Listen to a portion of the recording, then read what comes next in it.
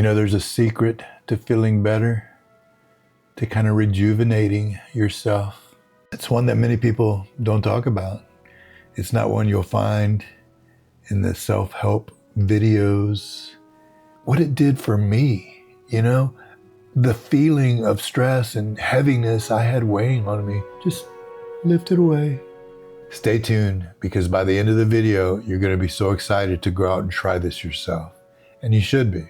What if I told you by helping others, you're actually helping yourself? I'm not talking about some weird, touchy-feely, feel-good kind of way. I'm talking about real, tangible benefits to your mental and emotional health. I'm talking about making you feel better without taking a pill, without running a marathon, just by helping someone. Maybe it's not something you do every day. Maybe you've been doing it for a long time and you just never paid it any thought. I'm a registered nurse, and it's my job to serve others. I don't think to myself, okay, I'm gonna go help this person. I just do it, you know, because it's what I do.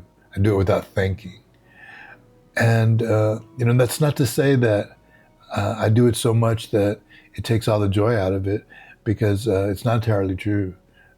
Every once in a while, I'll come across a patient that really strikes a chord with me. Those that have a good heart, those that are genuinely kind, those that, you know, just give you that vibe that you could be their friend if circumstances were different, you know, if you were in a different environment. This is somebody that you could call a friend and hang out with. Helping someone like that with no, you know, thought of getting paid back, or, you know, with no expectations of anything in return, that brings some satisfaction like no other. So here's how I figured it all out. A few years back, I found myself kind of in a tough situation, stressed out, burnt out, mad at the world, feeling very short and impatient. And I'm thinking, I need to snap out of it. Maybe some caffeine will jolt my mind or something. So I go to the coffee shop and I'm standing in line, and I noticed the guy behind me, he still needed to pay for his coffee. He was kind of fumbling around his wallet. He seemed like he was kind of disorganized and lost. And in this moment of clarity, I decided, hey, I'll pay for his coffee too. Well, what happened was kind of amazing. So he sees what I'm doing, and the look on his face, you would think that maybe I just handed him a winning lottery ticket, because he was completely shocked and surprised. And, you know, he was grateful and appreciative, and, you know, he was able to take a breath and put his wallet away and stop fumbling for things. And the thing about it is what it did for me, you know, the feeling of stress and heaviness I had weighing on me just lifted away, just like that. That little act of nothing.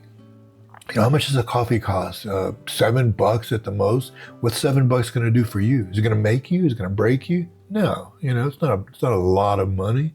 Just a little something to make somebody else's day brighter. But it also made my day brighter. What is that? I mean, where'd that come from? How come they don't teach you that in grade school? I don't know. And that's when it hit me. Service to others is not just about helping them, but helping ourselves too. Here's how it works. And this is the cool part. It'll blow your mind. Serving others actually is like hitting the reset button on our brain. And science backs this up. It's known that oxytocin, the feel-good hormone, is released when we serve others. We're hitting the reset button on our brain. We're getting a dope of oxytocin, the feel-good hormone.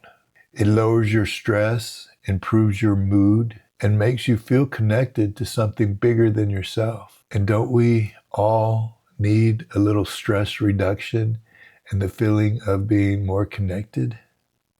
I think so. So here's the thing. You don't have to start a nonprofit or join the Peace Corps and move to some remote village to help somebody, to be of service. You can do it in your backyard. You can do it walking out the front door, walking down the street, going to the grocery store. Help someone in need. Go to the grocery store and grab somebody's cart after they put their groceries in their car and return it for them or recycle it for them. Hang out with a friend you haven't seen in a long time. Give somebody a call. Check on somebody. You want to volunteer at a hospital or a old folks home or a hospice organization? Those are all good alternatives, but it doesn't have to be so grandiose. You can find a way to help someone just outside your front door. Maybe you don't even have to go outside. Maybe just wash the dishes without being asked to. If you're married, this might surprise the hell out of your wife. It's going to help her. It's going to help you too. Happy wife, happy life. That's what I learned a long time ago. It's not just a catchy saying. It actually works. The beauty of service is it shifts our perspective. When we help someone, it doesn't make our problems disappear, but it does certainly make them shrink. It changes the way we see our problems.